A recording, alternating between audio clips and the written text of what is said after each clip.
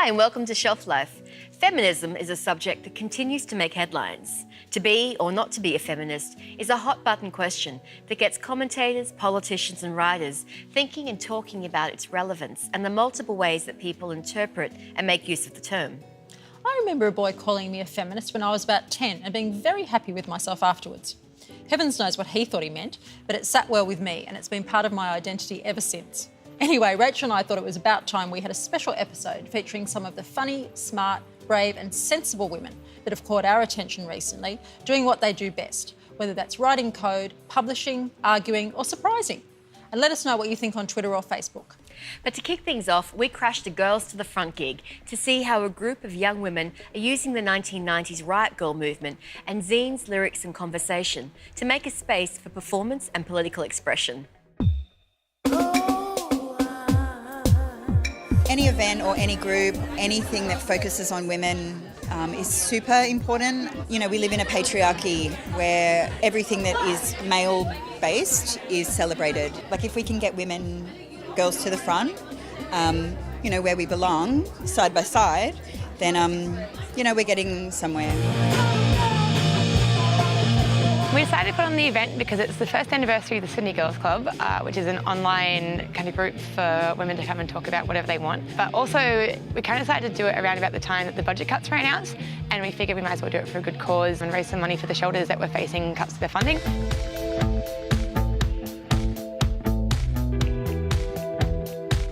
Sydney Girls Club started as 40 girls. It started as Naomi Beveridge put it together to connect all the people she knew that were from different cities that might not have known people from Sydney, and they wanted to connect and create and inspire. But we kept adding more and more members and it just kept snowballing, and now we have about 2,400 of 200 pending.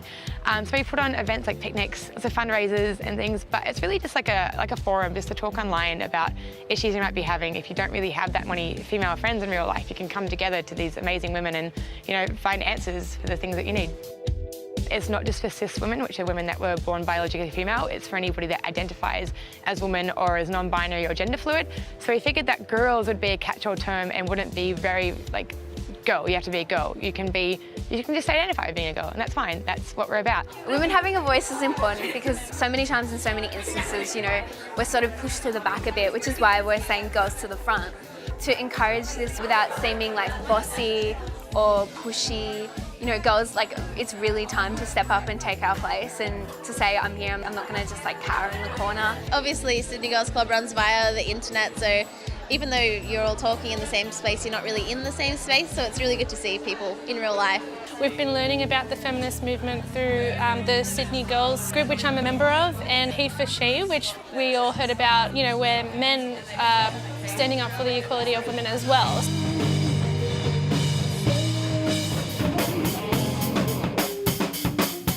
We've just released Sydney Girls Club Zine Volume 1, which is a collection of recipes, art, photographs, DIY, tutorials, poetry. We asked for submissions from girls to put into the zine, and this is all of that. I think when you look into it, you can see little bits of people in it.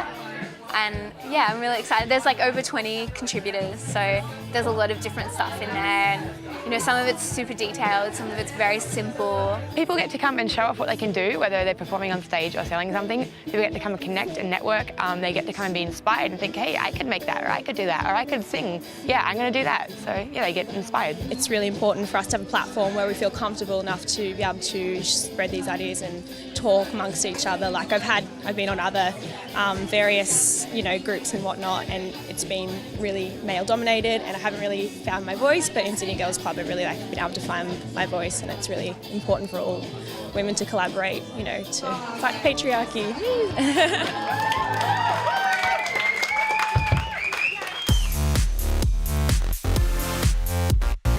Our role as a Tech Girls Movement is to inspire young girls to think about creating their own technology future.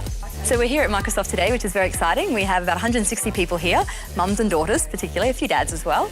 And they're here to look at all the opportunities that are available in the tech industry and hopefully inspire young girls to just think about creating their own future. So a lot of the research points to a number of things. Firstly, that we need to be starting younger to encourage girls into technology careers. We need to give them lots of positive messages over many years in lots of different ways. Hello everyone, thank you so much for coming here today. My name is Janine and I'm here with every single one of you and we're going to change the world. What do you think? So part of my motivation also is talking to people in the tech industry, and they really do want to hire a diverse workforce. A lot of people working in the tech industry do realise that having diversity is good for decision making. We make better decisions, and it's not just about women, it's about all sorts of minorities being represented. The only way we're going to get more women is if we go back to schools. I love the fact that she gets exposure to such a organisation as Microsoft. I mean, I couldn't ask for more. So 6 years ago, on International Women's Day, I launched Tech Girls Are Chic, which was a very pink book. The idea was to attract young girls who wouldn't necessarily think about a technology career. They pick it up because it's pink, not because it's about tech, but also to show them that it's not just about having technical skills. Of course, that's important, but there are so many other roles that don't require you to program every day, for instance. Now, if you want to do that, of course, that's great. But there are a lot of roles around design, around project management, around change management, and all sorts of different things that girls are often very good at, and we need to just give them the opportunity to come and take part of that. But how many of you use a computer every day? Or almost every day? So late last year, I got my first sponsor, and that was when it all started, about October last year, and I raised $75,000 in about 3 months to put the book together. So I was able to print 20,000 copies, and now I'm able to distribute them to schoolgirls across Australia for free. So young girls seem to be picking up the book and really liking it for the illustrations and the short stories, and they've got a really nice little moral story in there for each of them as well, and it's just a fun way of looking at technology outside of the box of what we'd normally think about technology. So I think it's never too young to start. I know many programs focus on sort of year 11, year 12, but I actually think that's much too late. I think girls have kind of made their decisions, they've already chosen their subjects. I think we need to go back to year 4 or even younger. So the book is called Tech Girls Are Superheroes, and the idea is young girls can be empowered by pulling out their little superhero power and changing the world. My superpower would be to fly. Ice powers. Cooking. Do computer stuff. So Tech Girls Are Superheroes has 26 women who are profiled. They all work in the tech industry. They're all women that I know through my networks and who have inspired me on all sorts of levels. They've agreed to give up their time to come and write a story, so they've all written their own short fiction story. There's a little bit of reality in there, but of course there's a bit of fiction as well. And the idea is it's a sisterhood. Bringing all these women together to say there is a whole bunch of us out there in the tech industry, and so we're available, we're here, you can ask us questions, we can come to your school, we're happy to help in any way that we can. So if you'd like to join the sisterhood, you can jump onto the website www.techgirlsmovement.org and you can order a free copy of the book. So spread the word, tell your friends, get them online to order a free copy, and I'd love to hear your stories. Tech Girls Superheroes! Yeah!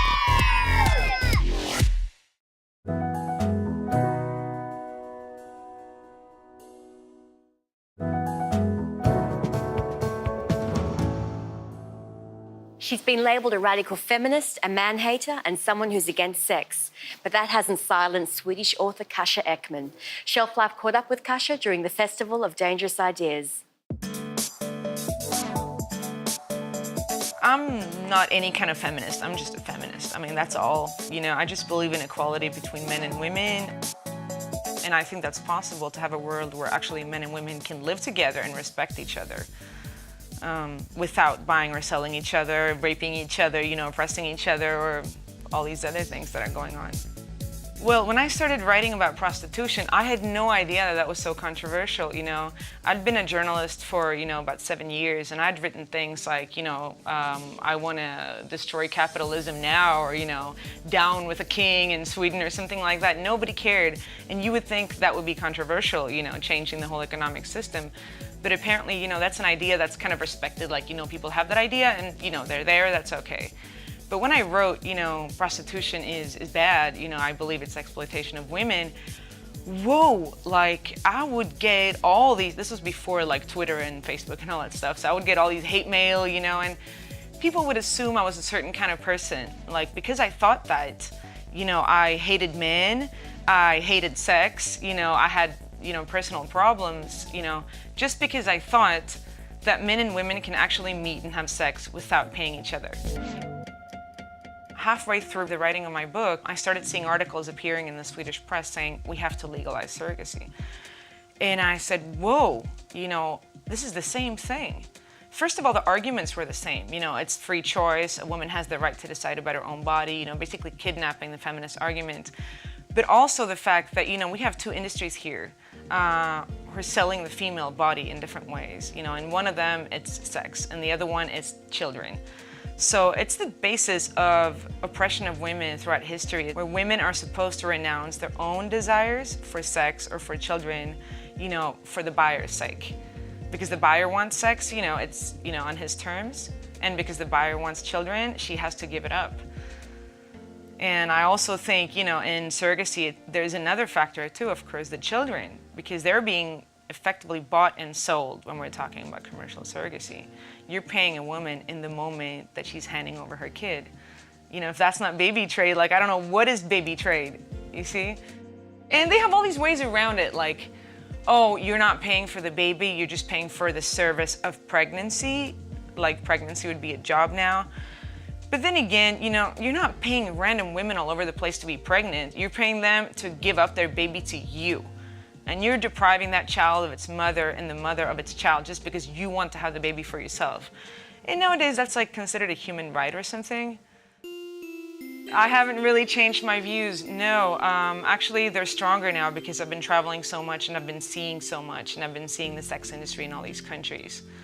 And I've also seen Sweden change. Sweden had this law, we passed a law in '99, prohibiting the purchase of sexual services, which means that you can be in prostitution, you can sell sex anywhere, outside of school, church, doesn't matter. But you cannot buy sex anywhere, because that's considered to be not compatible with equality between men and women. For a young guy today in Sweden, paying for sex is pathetic. If you pay for sex, you're a loser. You can't get it yourself. When I wrote my book, we didn't have a movement against surrogacy in Sweden because it was so new. So what we had was the movement for surrogacy, created by all these intended parents who went, to India and the US, getting children through surrogacy. And I realized, we women have to speak up. So me and a group of other women, they were lawyers, politicians, nurses, doctors, and just regular activists, got together and said, we have to do something about this. So we founded the group Feminists Against Surrogacy, and now the Swedish Women's Lobby has really gotten into the fight and are now, prioritizing this, that we don't want to legalize surrogacy in Sweden. But in the 70s, women were fighting rape, fighting prostitution, fighting, rape within marriage or for abortion, things like that. And now this surrogacy thing is coming up, and I think this is going to be the next big fight for feminists. So my next book will be about how the idea of neoliberalism is a myth, because capital always needs the state, and just looking at the arms industry, for example, the major client is the state, and how, for example, the EU is basically capital creating a state and using the state to make more profit. But that's another issue completely. Whether you agree or disagree with what Kaja has to say, I think her considered opinion and perspectives on topics that people often shy away from is truly valuable. What is feminism today? With so many views out there on what feminism means, we hit the streets to find out what you think. People don't realise that we need gender equality. And even though there are lots of women who say, I'm not a feminist and that they don't believe in feminism, I feel like they're kind of spitting on what previous feminists have done.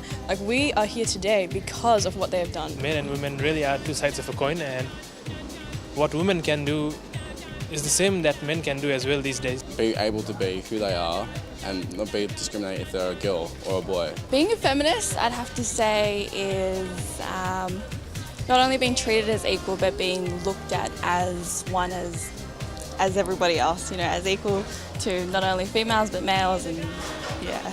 I feel like men should promote women's equality. In some areas it's improving, but I think a lot in terms of emancipation of women with pay, equality in society, and just acknowledging that women shouldn't be marginalised, that they are as capable as men as doing things. To me, being a feminist is not exactly just empowering women, but being equals with men.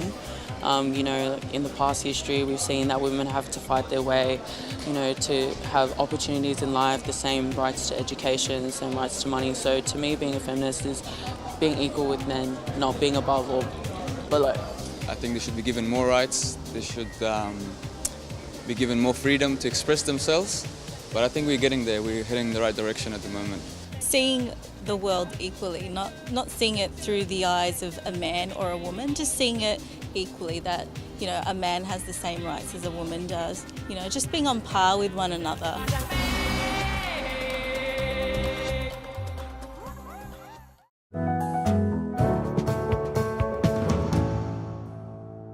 Welcome back.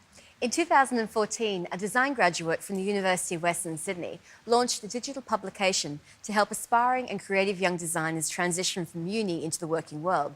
Shelflife caught up with her at the Sydney launch of Kaleido. Kaleido is a publication that helps young creatives transition into the industry. So it helps to connect them with events, people, skills and resources to make that transition a bit easier. I came up with Kaleido as part of my major project when I was finishing uni, and that's a time when you're thinking about how you're actually going to progress creatively and how you're going to make it there. So I was really thinking about what the struggles were for people making the trip from uni into the industry, and I thought I could give them a bit of a hand. Physical printed publication really features people, projects and places that facilitate creativity or collaboration. So we've got interviews with musicians, with participatory artists, with great co-working spaces, and really talking about their journey. They're all at this stage where they've kind of moved from wanting to make it into career into actually making it happen. So it's got a lot of insights for people wanting to do the same thing.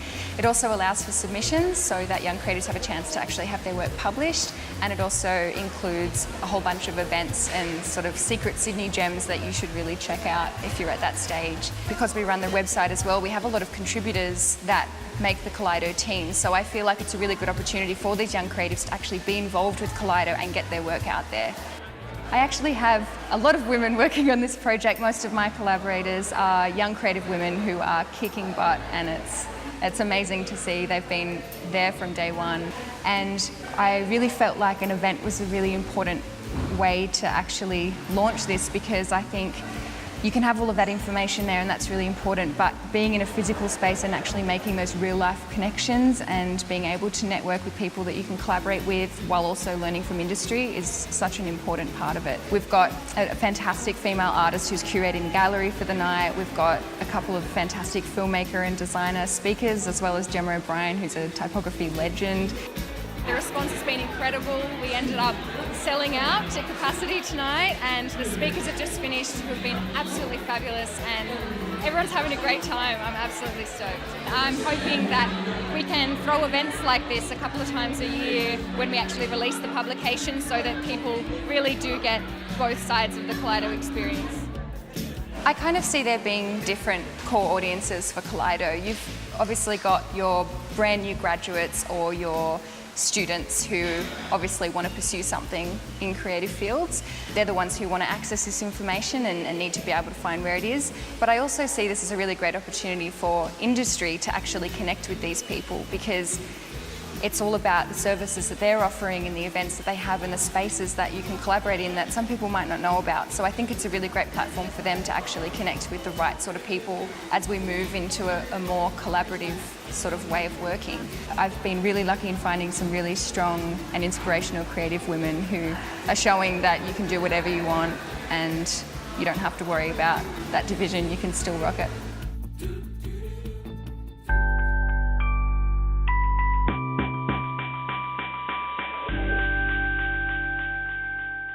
I was sort of hoping I'd be able to trash this week's book, Not That Kind of a Girl by Lena Dunham, even just a little bit, but I loved it.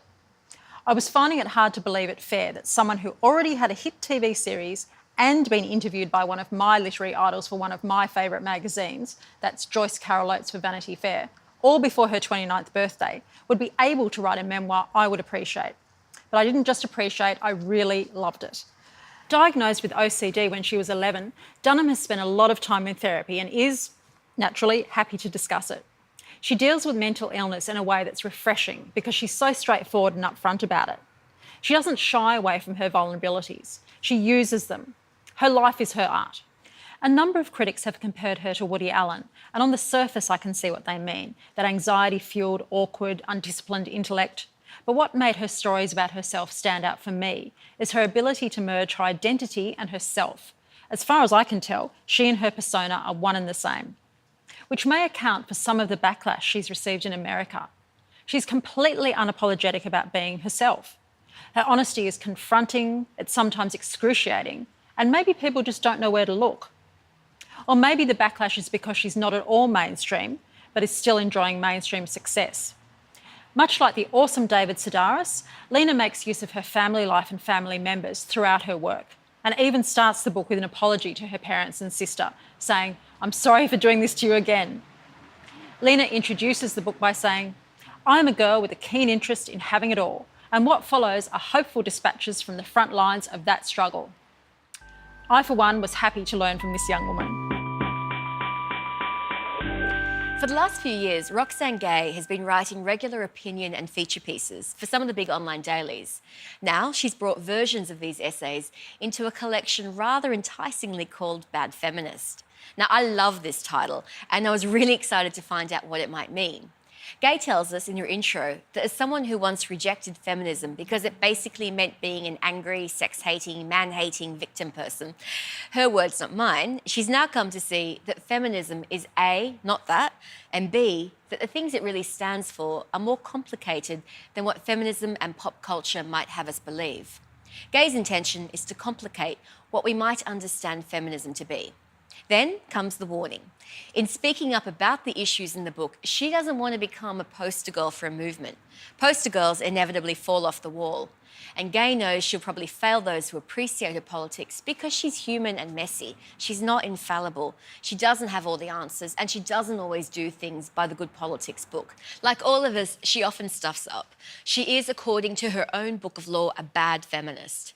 Now, for me, there's something charming about this. In a way, it gives a 21st century rebel yell to the tendency to hold key feminist thinkers up to impossible standards, and the idea that feminism itself has become something of a dirty word. So far, so okay. I'm on board with the concept. But I have to say that there was already something niggling at me. Even in the early pages, Gay's work feels a bit light on.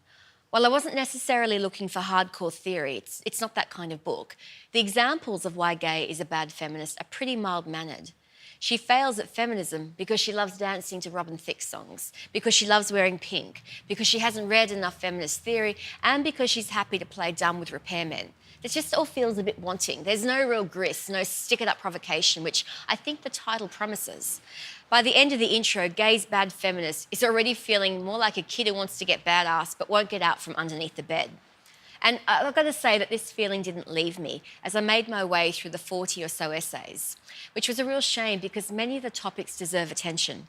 In amongst the hot button Facebook shareable commentaries on stuff like 50 Shades of Grey and online dating are essays on black slavery in America, transgenderism, the politics of queer, and the strange maxims that exist about the cool of black so long as the black is a milky bar down kind of variety for white culture. Gay raises the issues, but unfortunately doesn't seem to have the confidence to get to where it really matters. In a review of Bad Feminist on the rather fabulously named website Bookslut, Lauren Euler says that while she generally tends to agree with the general ambit of Gay's book, many of the ideas are obvious and unexamined. And I'd have to agree. In many ways, it makes sense. Gay is used to writing for online sources, for readers who can chow down a 600-worder in between stops on the train, and she's good at this. I'm just not sure there's enough weight in it to justify a book. I noticed on page 7 that Gay says she tries to keep her feminism simple. And to that I say, and so she has. This week, Shelflife has been focusing on female empowerment with the theme A Room of One's Own. Of course, the week wouldn't be complete without a great book prize giveaway. To win a fantastic collection of books, simply click over to the Shelflife website and tell us in a short paragraph what you think are the biggest issues preventing gender equality today. Write your entry in the contact section and make sure you put A Room of One's Own competition in the subject line. Good luck! We hope you've been inspired by all the amazing people we have had on the show today. We'll be back on your screen at the same time next week with our final episode for the series. It's gone so fast. I know. Let's not think about it. Instead, let's think about the delicious lineup of talent we have for you next week when we delve into the world of cooks and books. It's definitely an excuse to spend the week cooking up some treats, and all in the name of research. Sounds like an excellent idea. All of tonight's stories can be viewed on the Shelflife website. But bye for now, and we'll see you soon. Bye-bye.